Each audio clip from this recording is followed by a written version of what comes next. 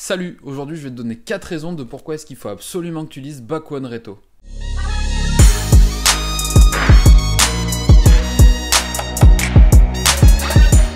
Brièvement, qu'est-ce que c'est Bakuon Reto? C'est l'histoire de Takashi, un jeune homme qui, comme beaucoup d'autres, ne sait pas trop quoi faire de sa vie. Comme beaucoup de garçons de son âge, il cherche à s'affirmer, on va le voir glisser progressivement dans l'univers passionnant des Bosozoku. Et lui qui était jusque-là un adolescent sans histoire, il va devenir un délinquant qui va donner pas mal de fil à retordre aux gens.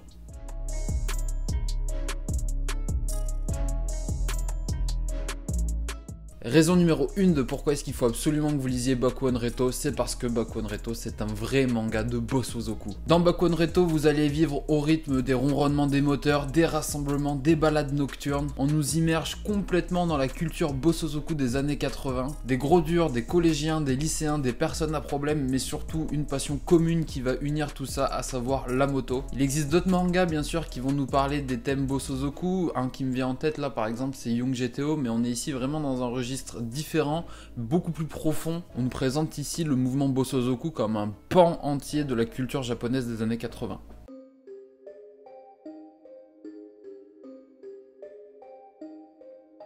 Raison numéro 2 de pourquoi est-ce qu'il faut absolument lire Bakuon Reto, c'est que c'est un manga qui va se situer un petit peu à mi-chemin entre Tokyo Revengers et Inyo Asano. Les deux univers peuvent paraître difficiles à relier sur le papier, et pourtant. Tokyo Revengers, outre les voyages temporels, c'est avant tout de la baston de gang, de la défense de territoire, de l'amitié pure et dure. Dans les œuvres de Inyo Asano, vous allez suivre tout type de personnes névrosées de la vie, les jeunesses abandonnées qui peinent à trouver leur place au sein de la société. Pour moi, Bakuon Reto semble être le mélange parfait de ces deux univers, puisque vous allez suivre Takashi et son histoire d'amour pour le gang des Zéros ou des Zéros, je sais pas trop comment on le dit, avec un vrai gros sentiment d'appartenance, un petit peu à la manière des membres du Tokyo Manjikai. Mais en parallèle de ça, c'est aussi l'histoire d'un ado qui sombre peu à peu dans la délinquance, au point que tout le monde lâche l'affaire tellement que ça semble désespéré pour lui. Dur d'être un jeune au Japon quand on n'est pas issu d'un contexte familial favorisé et qu'on n'a pas vraiment d'ambition professionnelle.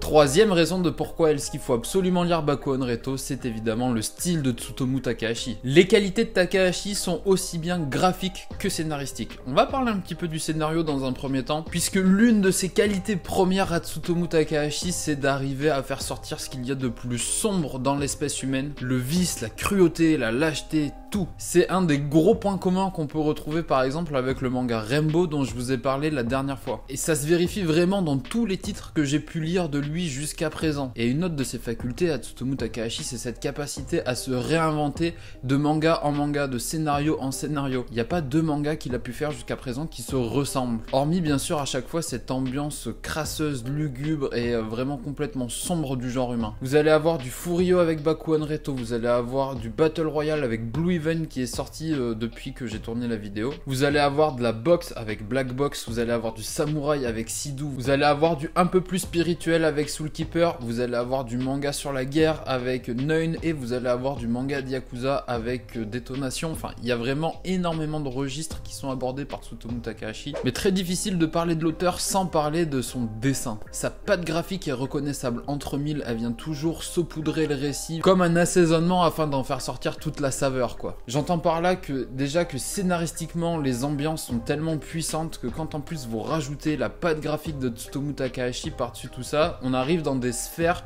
d'ambiance que très peu de personnes sont capables d'atteindre dans le milieu du manga actuellement. Ça colle beaucoup trop bien avec le propos, ça dégouline de talent à chaque case. Quand en plus on a la chance d'avoir une double case, mais alors là vous en prenez plein les yeux, le gars est trop fort. Je pense que dans Bakuon Reto, mon petit péché mignon, c'est les balades nocturnes à moto parce que l'auteur nous représente ça avec tellement de passion. Je vous invite à aller regarder parce que c'est dingue.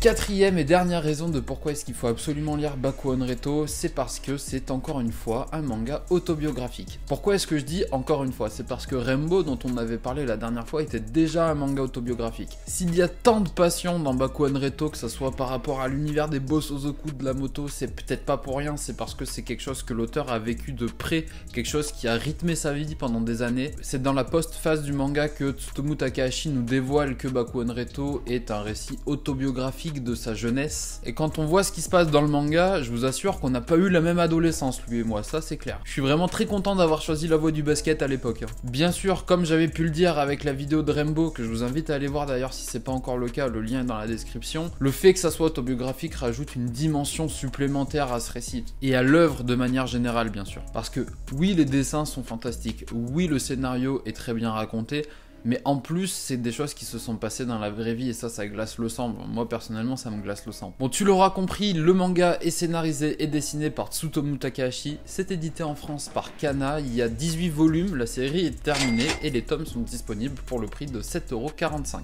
C'est tout pour moi concernant Bakuon Reto. J'espère sincèrement que tu auras passé un agréable moment en regardant cette vidéo. J'espère que j'ai pu te transmettre un petit peu l'envie de lire cette série, de découvrir autre chose. J'espère que tu vas courir en librairie de toutes tes forces pour te procurer la série, ça me ferait très plaisir. Si tu l'as déjà lu, n'hésite pas à me dire dans les commentaires ce que tu as pensé de la vidéo quand même. Si jamais tu as 2-3 précisions à apporter, ne te gêne pas. En attendant, je vous dis à très vite, prenez soin de vous, à la prochaine, ciao ciao.